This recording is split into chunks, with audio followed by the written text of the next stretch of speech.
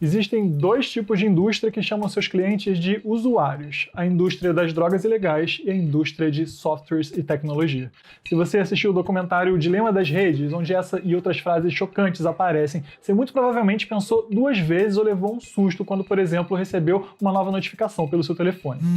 Esse filme foi lançado no Festival de Sundance em fevereiro desse ano, mas viralizou mesmo agora, em setembro, quando entrou para o catálogo da Netflix. Esse docudrama, uma mistura de documentário com cenas dramatizadas, é uma oportunidade rara de entender o que acontece do outro lado das telas de computadores, de tablets, de celulares. Eu estou falando das mesas de decisão dos gigantes de tecnologia como o Facebook, o Twitter, o YouTube e o Google. O Dilema das Redes mostra como o vício em redes sociais e aquela letargia que a gente sente às vezes quando a gente fica rolando e ao mesmo tempo não lendo nada na nossa timeline, elas não são efeitos colaterais do uso exagerado das plataformas, como muita gente pode pensar. Não, elas são propositais, são fruto de estratégias cuidadosamente pensadas para, segundo o documentário, deixar a gente preso nessas redes, manipular as nossas emoções e as nossas vontades e também mudar a maneira como a gente pensa e se comporta em troca do nosso tempo. Eu sou Ricardo Senra, sou repórter da BBC News Brasil aqui em Londres e nesse vídeo eu vou mostrar 5 pontos-chave denunciados por ex-executivos das redes sociais que você mais usa no seu telefone. Por exemplo, você gosta quando a sua timeline mostra uma recomendação de curso ou de roupa que tem tudo a ver com o seu gosto? Você curte quando surge uma daquelas publicações sugeridas expondo exatamente o que mais choca você na política? Você fica feliz em compartilhar os seus dados para ter uma experiência online mais personalizada?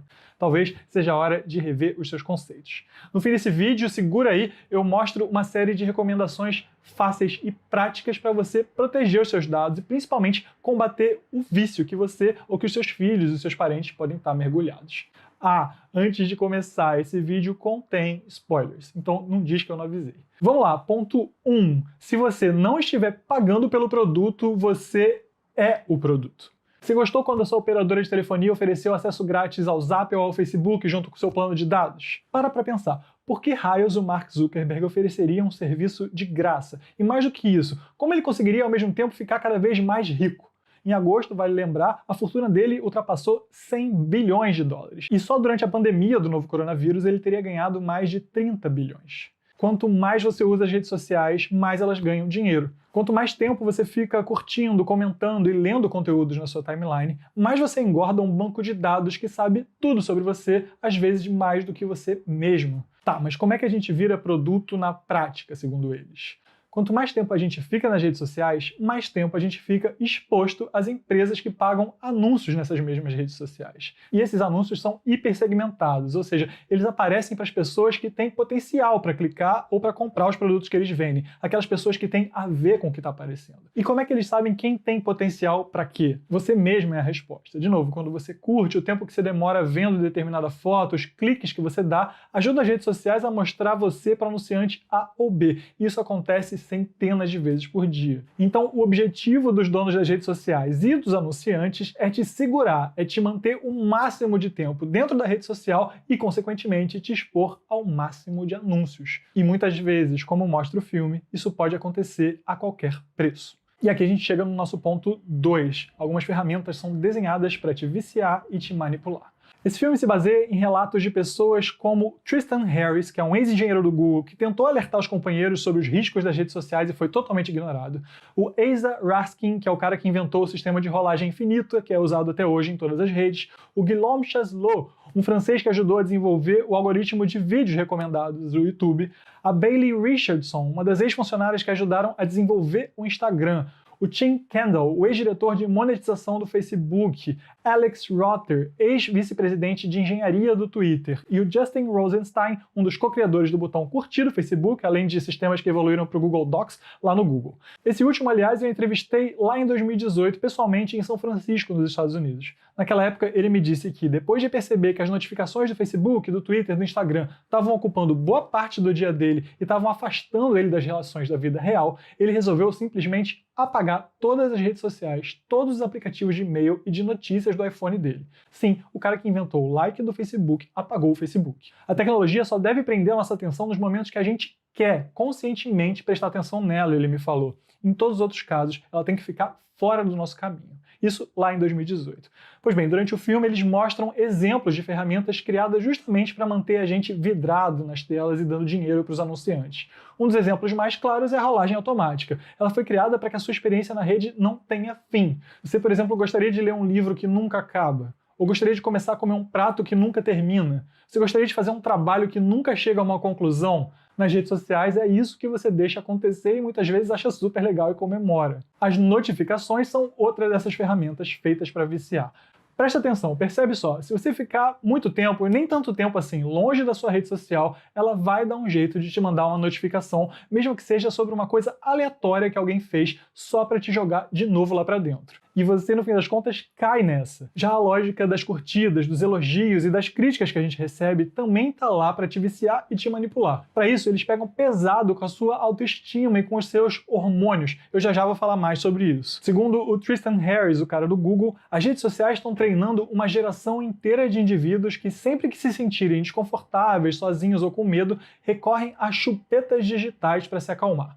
Essas tais chupetas são as validações que a gente recebe por meio de elogios e curtidas logo depois de a gente publicar uma foto e que nos fazem ficar felizes. Segundo ele, isso atrofia a nossa habilidade de lidar com as coisas. E aqui a gente chega ao nosso terceiro ponto, falsas recompensas. Os engenheiros das redes sociais trabalham muito com o cruzamento entre psicologia e tecnologia. Foi assim que eles perceberam que podem manipular as nossas emoções por meio da dopamina, um neurotransmissor que é ligado ao prazer, à alegria, ao bem-estar, à sensação de recompensa. Todo mundo gosta de sentir isso é bom, então eles deram um jeito de fazer a dopamina circular aos montes, pela simples forma que a gente usa as redes sociais. Cada curtida, cada joinha é uma recompensa imediata. Nós somos seres que gostamos de atenção, e a gente também está cada vez mais solitário e mais carente. E as redes sociais, sempre tentando nos manter ali por muito tempo, fazem com que a dopamina dispare em segundos. Basta a gente se sentir querido ali dentro.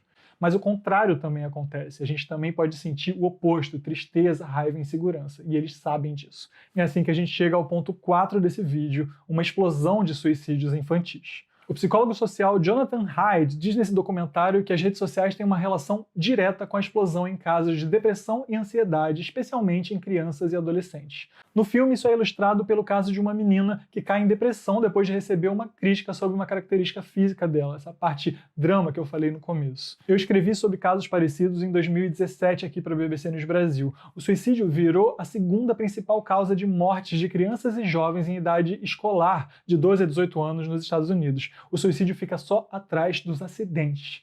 As mortes de meninas entre 15 e 19 anos por suicídio chegaram a um recorde em 40 anos, e elas dobraram entre 2007 e 2015. Esse fenômeno também atinge crianças e adolescentes do sexo masculino, cujas mortes acontecem em maior número, mas crescem num ritmo menos acelerado. Os especialistas com quem eu conversei na época, lá em 2017, falaram num uso irresponsável de redes sociais, que nas palavras deles pode gerar competitividade e uma busca por padrões de beleza e de desempenho. Abre aspas, as redes sociais podem ter um impacto negativo sobre a autoestima de meninas e isso aumenta o isolamento delas, me disse uma psicóloga na época. Mas agora, o filme mostra pra gente que esse tipo de efeito não é só fruto do uso irresponsável, mas sim da forma irresponsável como as redes lidam com a gente. Ou seja, esse tá longe de ser um problema só de autocontrole e responsabilidade de cada um. É maior do que isso. Aqui a gente vem para o ponto 5. As fake news se espalham 6 vezes mais rápido do que as notícias verdadeiras no Twitter. Essa frase aparece no documentário como uma citação a um estudo do MIT, lá nos Estados Unidos. Aspas, nós criamos um sistema que privilegia informações falsas, porque informações falsas rendem mais dinheiro às empresas do que a própria verdade. A verdade é chata, resume um dos ex-executivos. O filme mostra que essas notícias falsas são amplificadas por meio da paranoia de nos manter expostos a anúncios, aquilo que a gente já falou. Esses conteúdos, que normalmente são estimulantes, por exemplo, a gente quer porque quer clicar na notícia que promete revelar a verdade secreta sobre aquele político que a gente odeia, sobre o artista que a gente não gosta. Pois bem, elas aparecem por meio de recomendações automáticas. E aí a gente vai emendando uma fonte na outra e uma fonte na outra sem perceber, não sabe onde está clicando e muitas vezes mergulha numa onda de notícias falsas e acaba inclusive reproduzindo. Quem aí nunca passou por isso? A gente aqui na BBC News Brasil já fez reportagem alertando sobre esses temas. Pois é, aqui eu venho para o ponto 6, o bônus desse vídeo, como resolver essa história. Antes, é importante destacar que esse documentário também é alvo de críticas, principalmente pelo fato dele ser apresentado por pessoas com características muito parecidas quase sempre. Quase todos eles são ex-executivos jovens, homens, brancos e sempre muito ricos. Os críticos apontam que tanta gente parecida pensando junta acaba pensando muito parecido. Se houvesse mais diversidade nesse debate, mais mulheres, mais pessoas negras, por exemplo, isso ajudaria a perceber mais problemas e principalmente encontrar mais soluções. Ainda assim, o documentário tem sido bastante elogiado por mostrar de uma forma bem didática os riscos da gente ficar passivo em relação ao que as redes pedem da gente. Mas então, como é que a gente faz para não ficar refém de tudo isso? O próprio filme dá algumas dicas e eu reproduzo elas aqui.